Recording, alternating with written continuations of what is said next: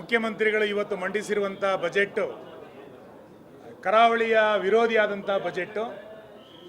ಕರಾವಳಿಯ ಜಿಲ್ಲೆಗಳಿಗೆ ಈ ಸರ್ಕಾರ ದ್ರೋಹವನ್ನು ಇವತ್ತು ಮಾಡಿದೆ. ಕರಾವಳಿ ಜಿಲ್ಲೆಗಳಿಗೆ ಬೇರೆ ಬೇರೆ ರೀತಿಯಾದಂಥ ಸಮಸ್ಯೆಗಳಿಗೆ ಸ್ಪಂದನಕ್ಕೆ ಮತ್ತು ಬೇಡಿಕೆಗಳನ್ನು ಸರ್ಕಾರದ ಮುಂದೆ ನಾವು ಇಟ್ಟಿದ್ವಿ.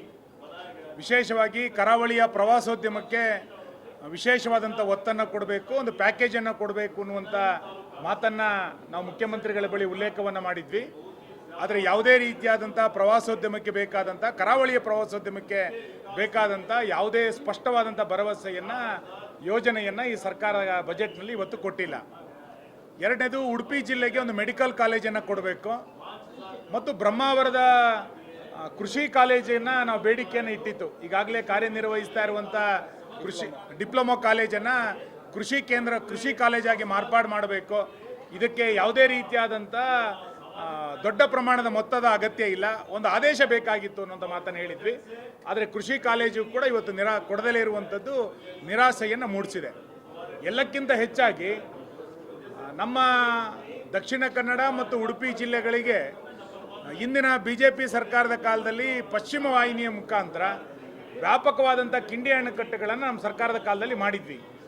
ಅದನ್ನು ಮುಂದುವರಿಸಿ ಅಂತರ್ಜಲದ ವೃದ್ಧಿಗೆ ಪಶ್ಚಿಮ ವಾಹಿನಿ ಯೋಜನೆಯನ್ನು ಮುಂದುವರಿಸಬೇಕು ಅನ್ನುವಂಥ ಬೇಡಿಕೆಯನ್ನು ಸರ್ಕಾರದ ಮುಂದೆ ಇಟ್ಟಿತ್ತು.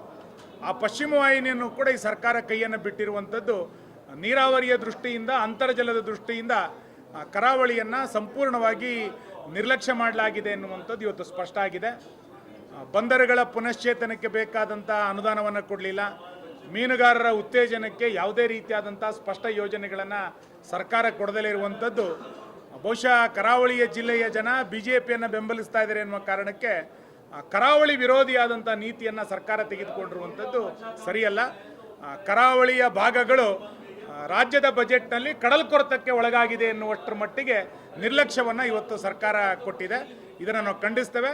ಚರ್ಚೆಯ ಸಂದರ್ಭದಲ್ಲಿ ಪ್ರಬಲವಾದಂಥ ಪ್ರತಿರೋಧವನ್ನು ಕರಾವಳಿಯ ಶಾಸಕರು ವ್ಯಕ್ತ